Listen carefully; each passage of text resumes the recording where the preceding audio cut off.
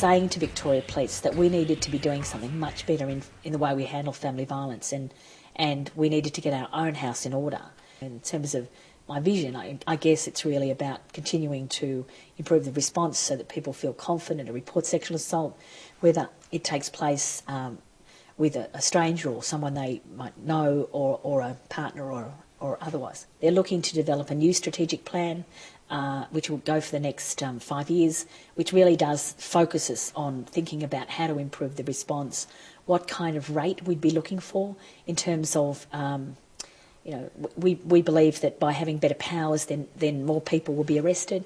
We're looking to see how many intervention orders are taken out, how many charges are laid, and actually, working very closely with a kind of a contract with our police service area managers to make sure they're really strongly focused on family violence and achieving the goals we want to. The new legislation that's just really come into place, that was announced by the Attorney-General, is really the subject of the education program we've been operating within Victoria Police over the last while. And principally that's about giving the police the power to issue an interim intervention order, and they can do that without having to go to magistrates or registrars. It's an order that a sergeant can issue, and it's an order that the person can leave the premises or should leave the premises, and it's got the power that we wanted all along.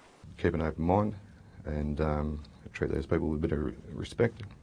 And I would like to just say that pretend that that's one of your family members coming in the door and treat them such.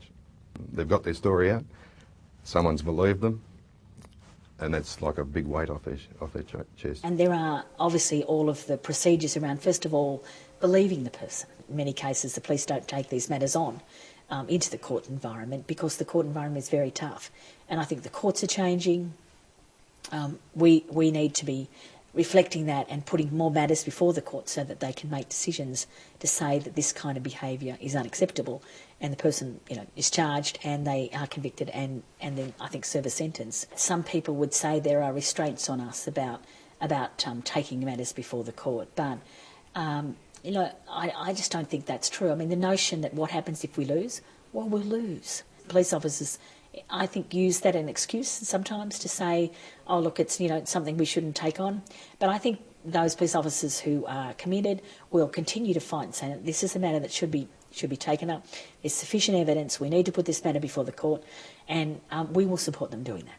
Encourage the woman to come to that decision of her own accord and in her own time. And obviously, if she does decide to press charges, or we will support her in that decision and through the court process as well.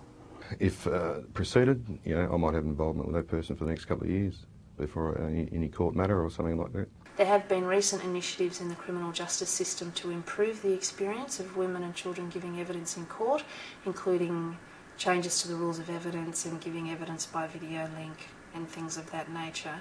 But there's no escaping the fact it's a very confronting experience, and it's also an area in which reforms need to be continued to be addressed.